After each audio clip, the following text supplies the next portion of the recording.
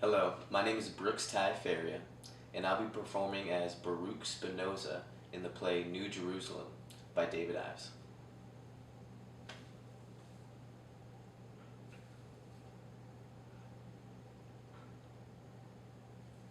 I didn't stop. Life stopped me.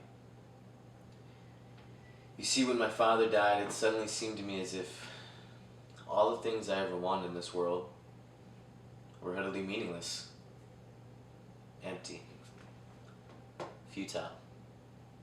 I couldn't see the point of stepping out the door each day, much less becoming a rabbi. Then the business got into trouble. A cargo of dates fell to the English. Pirates took another ship. I couldn't pay my father's debts. I began to think that God had abandoned me. Then one day, sitting in the garden at the spinning wheel, I saw that all these concerns of mine were actually neither good nor bad.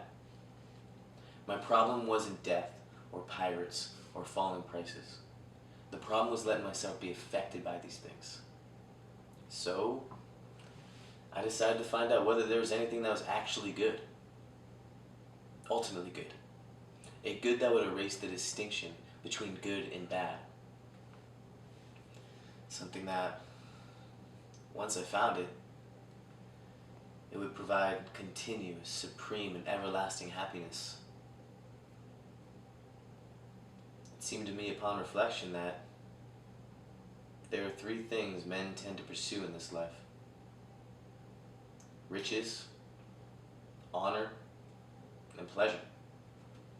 Riches are more precarious than being a Jew in Amsterdam. A shipload of sugar sinks off of Brazil, and you're ruined. Honor depends on the opinions of other men. There are men in this world who'd honor you for cutting other men's throats in a marketplace. Why should I be a slave to those men's values? Sensual pleasure isn't continuous or everlasting happiness. It's an endless search for more pleasure or greater pleasure.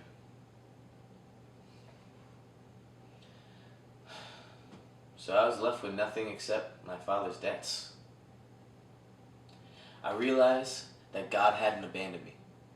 I realized that I had abandoned God. I realized that true happiness is only from the mind's attempt to comprehend God. I realized that life is only meaningful insofar as it is part of God.